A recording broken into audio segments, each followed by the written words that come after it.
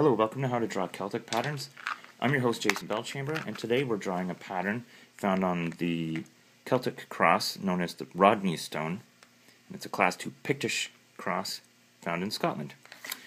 You're going to need to take your pigment liners. I've got a 0.01, 0.03, and a 0.5, or a 0.7 rather.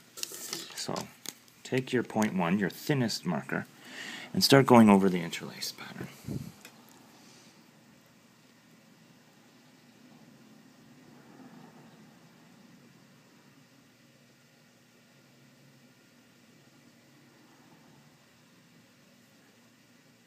I like to imagine a mirrored image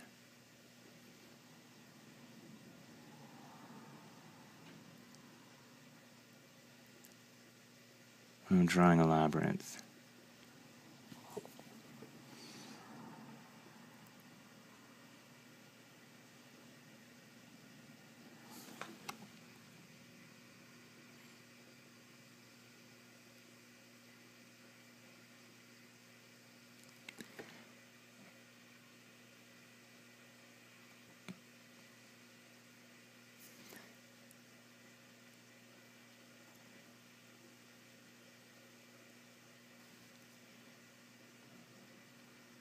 There's a few other patterns which have this theme of a Triskelion and a labyrinth, and a Triskelion and a labyrinth, and a Triskelion and a labyrinth, and they're found in both the Book of Lindisfarne and the Book of Kells. It'll be a while, but I will show how to draw those two. They're very intricate. There, you can see that. Okay, let's do this circle and this circle. I'm going to do this one right now.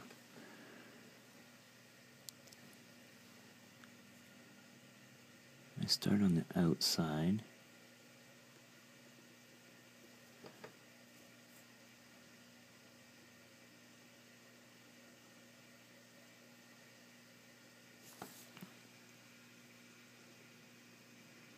That's going into this Triskele.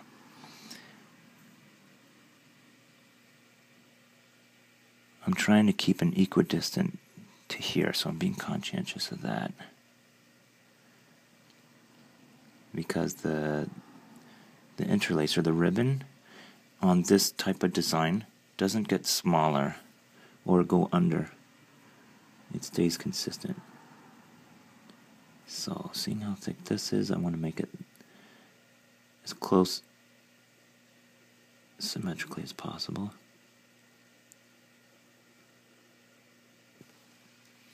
Now I'm going to do a nice S curve here. See how I didn't quite use the pencil marks? That's okay. I want you to try and practice and keep it balanced as possible. There's another one.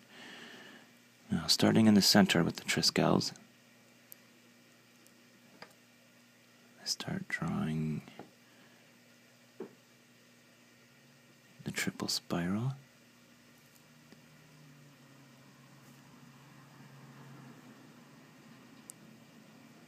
And then framing the interlace around it, which is what makes it a Triskelion.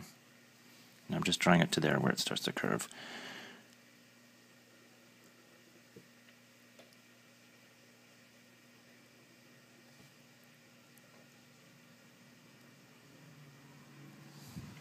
There.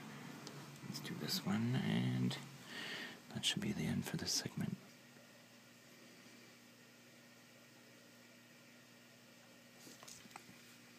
All right.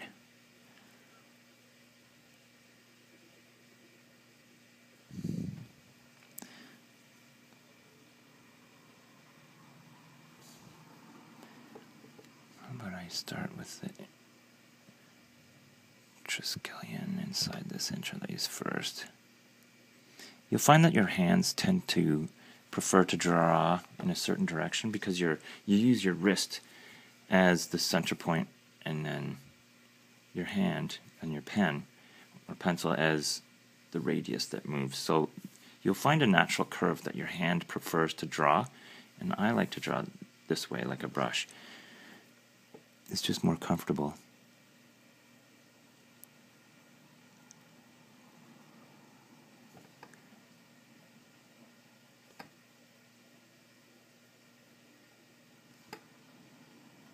Great. We'll complete interlace here.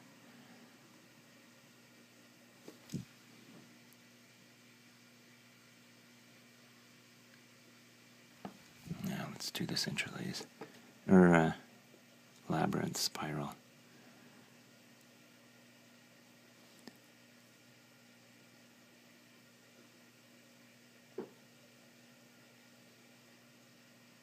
There, we've got some. Now let's do the S curve. Okay, one more here.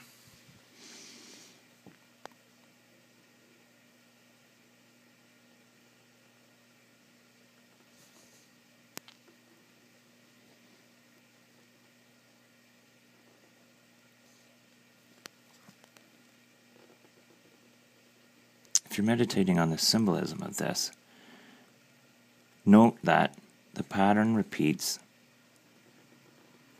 in a 3 and a double, and a 2, 3 and a 2 and a 3 and a 2. I have a theory that the 3s and the 2s, and 2s represent 2 halves of a whole, or 2 opposites, and then the 3s represent the sun and the moon during solstices and full and new moons, because it appears to stay full for 3 days and new for 3 days. And on equinoxes, not equinoxes, equinoxes are when the sun is directly over the east and west. Oh, right over directly over the equator. Okay, let's do these circles too.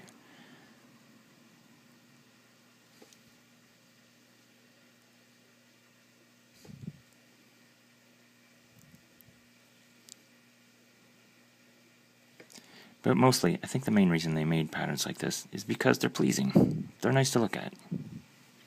Right. Alright, in the next section, we're going to be filling in the negative space.